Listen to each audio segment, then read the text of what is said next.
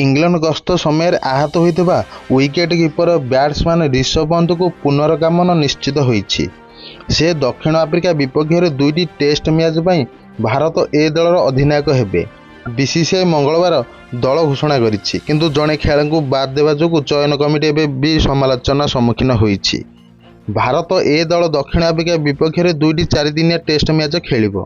दल में सरफराज खान नाम सामिल नहीं।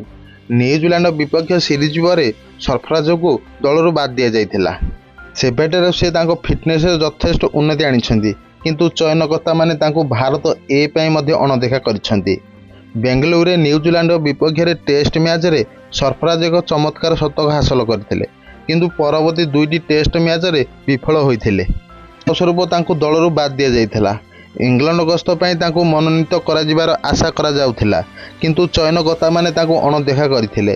तांको स्थान रे करण नायर को मनोनीत करा जाइथिला। मुख्य चयनकर्ता अजित अगरकर कहिछन जे करण नायर एवं सरफराज मध्य एक प्रतियोगिता थिला, किंतु करण तांको पछरे पकाई देइथिले। इंग्लैंड गस्त पर करण को मध्य दलरू बाद दि जाइथिला। तांको वेस्टइंडीज सीरीज में चयन करा जाय नथिला, किंतु सरफराज को मध्य अणदेखा करा जाइथिला। सरफराज हुए तो दक्षिण आफ्रिका सीरीज में मध्य आशा करुथिले, किंतु भारत ए दलरू तांकर बाद पड़िया सूचना देइछि जे तांकर आशा पुणी थरे धूलिसात होइजिवो।